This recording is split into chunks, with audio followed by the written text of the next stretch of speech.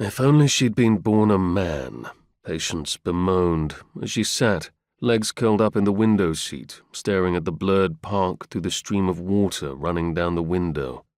Then she would not be stuck inside dratted houses all the time, with little to do but embroider or write letters as the dowagers and the aunts did most of the day between their naps. How she loathed both pastimes.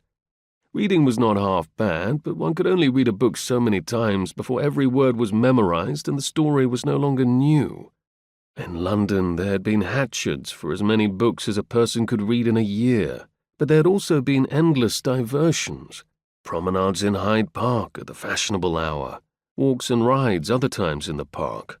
She could at least do that here when the second-grade flood was not occurring. The theatre, shopping, picnics, museums. She sighed with the futility. If she were a man, she could pursue any of those at her leisure.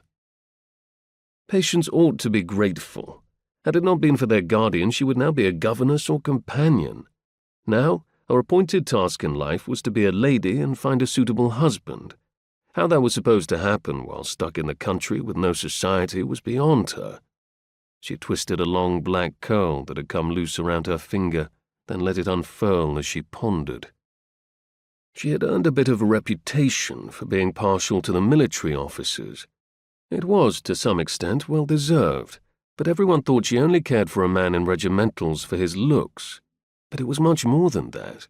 She wanted to be one of them. When she was with the soldiers, there was an endless supply of entertaining stories. Most of them had fought in the Peninsular War under Wellington. They did not seem to mind a girl who knew about Corunna or Badajoz, or could differentiate a member of the Guards versus the Rifles. But none of them wanted more than a brief flirtation and to dance with a pretty girl. All of the other gentlemen, their stories were confined to inanities and treated her like an empty-headed chit. Patience had to find something to do or she would go mad. She stood and stretched, then began to circle the room. She'd lightly paced from one end of the drawing-room to the other hundreds of times since the great deluge began a fortnight ago. Would it ever end? Surely her boredom and discontent were in large part due to Faith and Hope having married.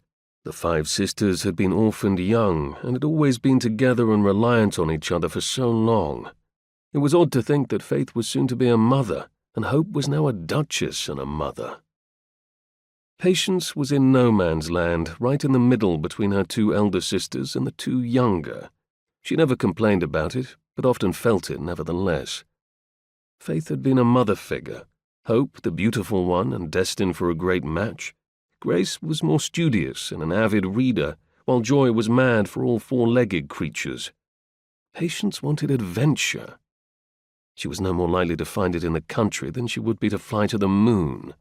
If only they could go back to the previous season when they had first gone to London. Not that Patience would ever wish anything dangerous on her sisters, but how grand it had been to be escorted around by all of those gentlemen on endless amusements.